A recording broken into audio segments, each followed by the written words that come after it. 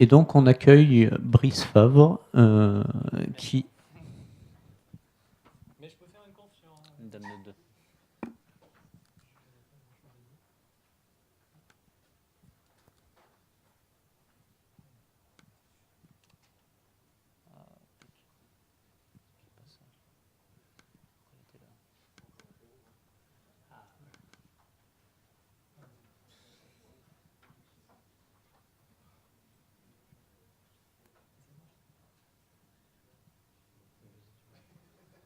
Voilà, c'est pour faire le fail. Ça vient.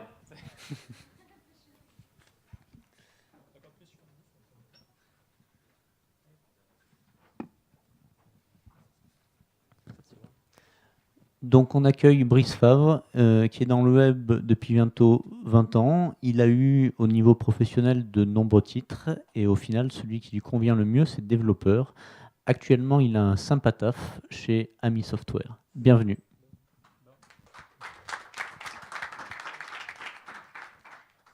Alors, j'ai la charge de conclure. Je ne savais pas, mais bon, c'est pas mal parce que j'ai écouté pas mal de confs et il y en a pas mal qui m'ont beaucoup parlé.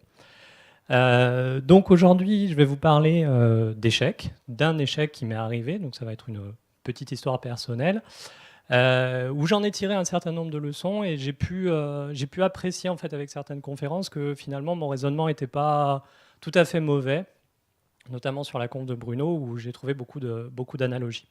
Voilà. Donc moi aussi j'aime bien les nounours. L'été dernier, donc mon nounours ça allait très bien. J'étais dans une boîte depuis à peu près 3 ans, 3 ans et demi, 4 ans même. On était sur un projet, j'étais en charge d'un projet qui n'était pas vraiment en échec, mais qui n'était pas vraiment en réussite non plus. Donc quelque chose d'ambivalent. On a passé pas mal de problèmes, de tempêtes, et puis on arrivait sur une zone que je pensais à peu près stable. Donc comme on peut voir à l'horizon, je pensais que tout allait bien et que tous nos problèmes étaient derrière nous et qu'on allait pouvoir sortir notre produit à la fin de l'année. Et puis en automne, poum. Donc là, c'est pas un coup de boxe, mais c'est un éclair qui arrive. L'entreprise me convoque sans vraiment me prévenir et me dit qu'elle peut très bien se passer de moi. Le terme qui est utilisé et qui a été employé pour ce moment, c'était une rupture. Donc on m'a proposé une rupture, ce qui en termes, fait résonner pas mal de choses, aussi bien en termes RH qu'en termes personnels. Et c'est vrai que, quelque part, cet échec-là, ça a été cette rupture à ce moment-là. Je ne l'avais pas anticipé. Elle est arrivée. Et puis, c'est un peu la première fois que ça m'arrive dans une entreprise comme ça, qu'on me dise d'aller voir ailleurs. Donc, forcément, je me demande pourquoi. Et là, ça n'a pas été une question de ce que j'ai fait, ça n'a pas été une question d'actes manqués ou quoi, ça a été vraiment un retour à titre personnel. C'est pas nous, c'est toi. C'est-à-dire que l'idée, le retour, ça a été, tu es lead développeur chez nous, mais on ne te voit pas lead développeur. Tu n'es pas capable de faire un certain nombre de choses. Tu n'es pas en possibilité d'accompagner l'entreprise dans les 6 prochains mois, ce qui est assez, sur le coup, ce qui est assez dur à vivre. Donc je passe forcément par une phase de deuil. Vous pouvez voir que j'extériorise énormément les choses. Hein. Voilà. Donc ce matin, Valérie en a parlé. C'est vrai que voilà, c'est quand même le terme rupture qui se veut, d'un point de vue, quand il a été créé, ce que se veut pour stabiliser les relations entre l'entreprise et un employé est quand même un terme assez dur. Donc je passe par une phase de choc, bien sûr, phase de colère, marchandage, c'est bien, ça permet, c'était pile pendant les négociations, donc ça m'a permis de négocier un peu plus. Et donc dépression et finalement acceptation. Et l'image du genou à terre de Bruno ce matin m'allait parfaitement. C'est-à-dire, c'est vraiment, j'étais à la fin, j'avais vraiment un genou à terre. Donc à ce moment-là, plutôt que d'entrer dans une phase de culpabilité, dans une phase où on se demande ce qu'on a pu faire et ce qu'on aurait pu faire, pareil, je pense à Bastien, en fait, j'ai eu un petit Julien Lepers dans la tête qui m'a permis de me demander qui j'étais vraiment et comment j'en étais arrivé là. Donc je suis. La première chose, c'est voilà, ce qui m'avait été reproché et ce que j'ai vraiment beaucoup intériorisé, c'est que je suis un master of none, donc quelqu'un qui ne maîtrise pas, qui n'est pas expert dans une technologie. D'ailleurs, même à titre personnel, j'aime pas ça. J'aime bien faire beaucoup de choses. Je peux passer sur du serveur, sur du client, sur du back-end, sur du front-end. Et l'entreprise qu'elle recherchait, c'était un expert. Et c'est vrai que je n'étais pas cet expert-là. Je n'étais pas l'expert qu'elle voulait demander. Et pourtant, elle m'avait embauché à un moment. Et pourtant, j'ai fait 4 ans dans cette entreprise. Donc, le deuxième point, c'est que peut-être je suis aussi un imposteur. Donc ça, c'est sans doute un syndrome que vous avez tous vécu, le syndrome de l'imposteur. À ce moment, on se dit, bah, je suis pas la bonne personne. Je vais faire une conf, mais pourquoi ils m'ont pris voilà, pourquoi je conclus enfin, qu'est-ce qui se passe, quoi. Et du coup, de ce retour-là, ça m'a vachement, comment dire, ça m'a déculpabilisé. C'est-à-dire, j'ai accepté que pour certaines personnes, je pouvais être un imposteur. Ça m'a été dit. Voilà. Sur ta fiche de paye, il y a marqué une chose, et nous, on te dit, tu ne l'es pas. Voilà. Donc, quelque part, je me suis dit, oui, effectivement, je suis un imposteur. Je ne vais pas le revendiquer haut et fort quand même. Mais quelque part, c'est peut-être aussi quelque chose qui m'est déjà arrivé. Et ça m'a fait penser à énormément d'échecs que j'avais connus dans ma carrière, où à un moment, tout semblait aller bien. Et puis petit à petit, ça n'allait pas parce que je n'étais plus dans la bonne position. J'avais été mis quelque part où j'avais... Enfin, souvent, c'était même indépendant de ma volonté, c'est-à-dire j'avais un rôle qui ne correspondait pas à ce que j'étais vraiment. Et donc j'avais Enfin voilà, j'étais vraiment un imposteur, je l'ai été dans plusieurs choses, et ça a fini par faire capoter des choses, et on ne me l'avait jamais vraiment dit, mais ça peut arriver. Et là encore, je me suis posé des questions, mais pourquoi je suis arrivé là? Et puis je suis arrivé sur un truc, c'est-à-dire le syndrome de l'enfant sage, et c'est quelque chose que j'ai pu voir à de nombreuses reprises, c'est-à-dire que j'ai un énorme respect pour l'autorité, et j'essaye de faire ce qu'on me demande. Quelque part, c'est bien qu'on fasse ce qu'on me demande. Mais des fois, ça peut aller à l'encontre de soi-même. C'est-à-dire qu'à un moment, il y a des choses qu'on m'a demandé où je me suis dit non, c'est pas possible, ça va pas marcher, ça correspond pas à ce que je sais faire, ça correspond pas à ce qui doit être fait. Et ben, parce qu'on me l'avait demandé, j'ai essayé de le faire quand même. Des fois, ça finit par arriver, ça finit par faire brûler des maisons. Voilà. Et c'est quelque chose en fait finalement qui est revenu assez souvent et donc j'ai essayé de me défaire. Avec tout ça, l'hiver vient et avec l'hiver, je suis au chômage, donc je tombe au chômage. Et ça a été en fait une manière, quelque part, ce temps que j'ai pu avoir, on a parlé beaucoup ce matin du fait qu'on n'avait pas beaucoup de temps, quand on se retrouve comme ça, l'idée, c'est d'en profiter. C'est de profiter de ce temps, profiter un petit peu, c'est pas forcément évident. Dans une carrière professionnelle, on est toujours en train de courir après le temps. Là, quelque part, mon patron, en me proposant une rupture, m'a offert un peu de temps. Donc je l'ai pris ce temps. C'est-à-dire, je ne suis pas reparti bille en tête en disant je vais retrouver du travail, ça va être super. Voilà. Et j'ai pris ce temps au début pour me reconstruire. Parce que ça avait mis tellement de... Comment dire? Ça m'avait tellement remis en cause à titre personnel que je me suis dit, mais est-ce que c'est vraiment ça que je veux faire? Est-ce que je suis développeur? Est-ce que je sais le faire? Est-ce que je ne vais pas plutôt aller élever des chèvres du Rove dans l'Hérault parce que en plus c'est super sympa, c'est génial, ça marche tout seul, ça se nourrit tout seul, il faut juste les traire de temps en temps. Je me suis renseigné, c'est assez sympa. Bon, ça gagne pas beaucoup, mais au moins on est dans la nature. Donc quand même, je me suis reconstruit, j'ai fait des choses un peu... je suis revenu à la base de mon métier, c'est-à-dire mon métier c'est de coder. Donc j'ai fait des tests de code. J'ai fait des tests techniques à différents niveaux. J'ai fait des trucs qui n'avaient pas d'objectif. Voilà, j'étais pas là en train de vouloir recréer ma boîte ou créer un super projet innovant. Non, j'ai fait des choses qui n'avaient pas de permanence. J'ai fait des stacks JavaScript aussi, c'est super. Voilà. Et quelque part, je suis arrivé et j'ai retrouvé du plaisir à faire ce que j'aimais faire, c'est-à-dire coder. Et j'ai même eu des retours assez positifs à ce niveau-là, par le biais des tests techniques.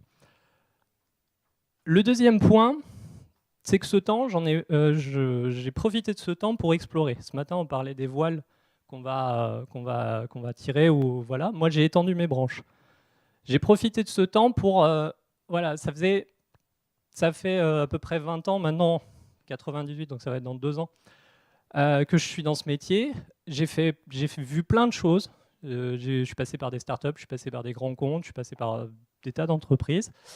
Et toujours dans ma tête, il y avait des moments où je me disais, tiens, je pourrais faire ça, ou tiens, il y a d'autres choses qui m'intéressent. Et ben, j'en ai profité de ce moment-là pour explorer, pour aller rencontrer des gens. Quand vous êtes dans une phase comme ça, faites pas vous... Enfin, je dis que c'est facile, mais a posteriori, mais c'est vrai que quand on subit un échec comme ça, c'est important d'aller voir du monde, d'aller voir ce qui se fait ailleurs, parce que ça vous permet de prendre de la distance par rapport à votre propre raisonnement. Pendant mes quelques mois de chômage, je ne suis jamais resté chez moi plus d'une journée. J'étais toujours en vadrouille, en train de chercher, d'explorer, de rencontrer des gens, de voir ce qui se faisait, de m'apercevoir aussi qu'on est dans un métier qui change beaucoup, où tout est possible.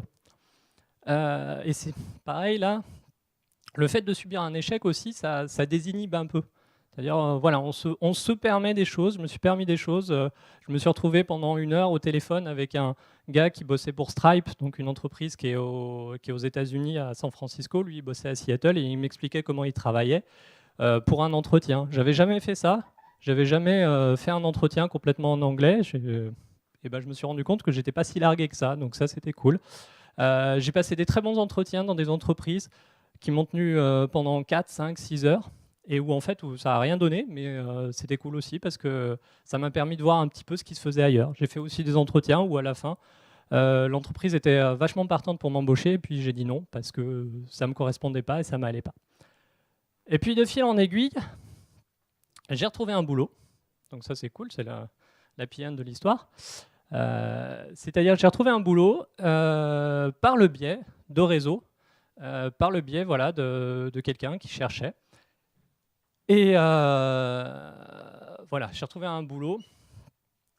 C'est-à-dire que ce qui change et ce qui ne change pas, c'est que auparavant, je travaillais dans une entreprise qui faisait des applications SaaS en web, qui faisait des applications SaaS, et maintenant je travaille pour une entreprise qui fait aussi des applications SaaS. Donc j'ai pas vraiment changé, mais en fait ce qui est marrant, c'est que c'est finalement la continuité qui m'a séduit. Quand on m'a expliqué, en fait, quand j'ai passé les entretiens dans l'entreprise et qu'il m'expliquait tout le mode éditeur par rapport, enfin, toutes les problématiques qu'ils avaient, je me suis retrouvé en fait dans les problématiques que je rencontrais dans l'entreprise où j'étais avant.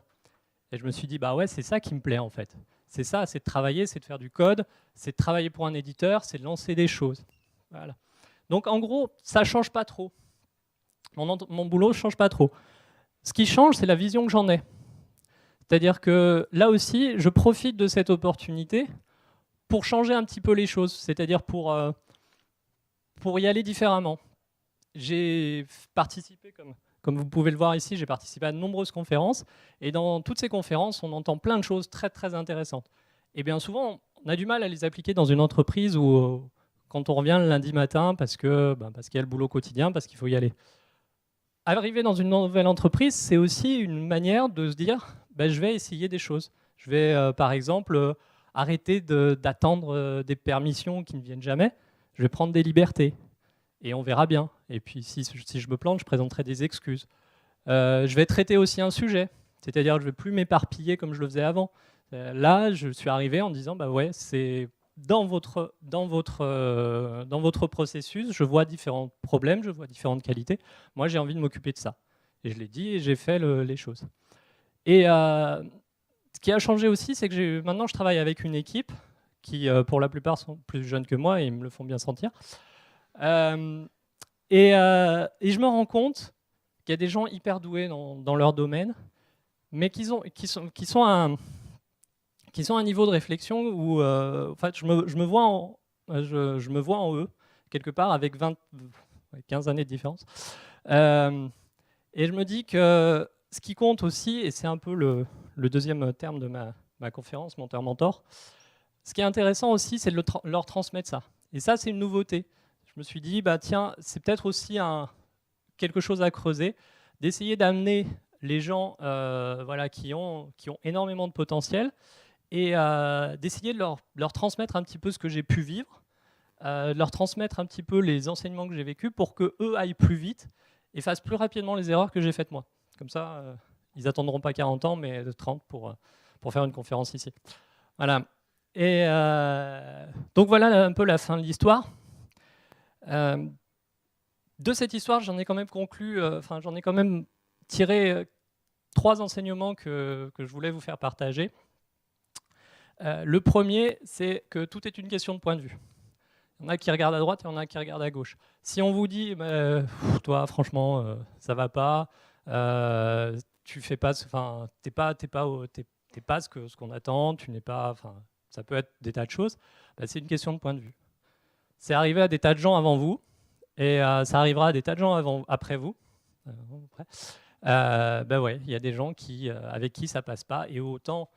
Voilà. Auparavant, j'anticipais ce genre de choses et je posais ma démission. Là, je ne l'ai pas vu venir, donc ça a été une rupture. Quelque part, ça m'a fait réfléchir aussi à ça. Le deuxième point, comme quoi je suis un peu plus expressif des fois, c'est OK d'être soi. Ça, je l'ai entendu à une conférence l'année dernière et ça a bouleversé. C'était en plein en plus dans la phase de choc, de déni, je crois. C'est quelque chose que moi, ma personnalité, ben, je l'ai souvent brimé en entreprise. J'ai essayé d'être un développeur comme un autre. Et en fait, je me suis rendu compte que ce n'était pas un développeur, on peut en recruter des tas. Un Brice Favre, il n'y en a qu'un. Et il plaît ou il ne plaît pas. Voilà. Donc c'est OK d'être soi. Et le dernier point, c'est mon point de Churchill, c'est garder votre enthousiasme. Gardons notre enthousiasme parce que le succès, donc, c'est la faculté d'aller d'échec en échec sans perdre son enthousiasme. Et quand j'ai lu cette citation, j'ai trouvé ça génial. Et c'est vrai qu'on peut avoir des moments où ça ne va pas, on peut avoir des moments où, voilà, on doute beaucoup, mais il faut garder son enthousiasme, on fait un métier génial, il faut venir dans des conférences comme celle-là, comme SudWeb, pour voir des gens qui travaillent comme nous, et il ne faut pas se laisser aller. Voilà, c'est tout. Merci.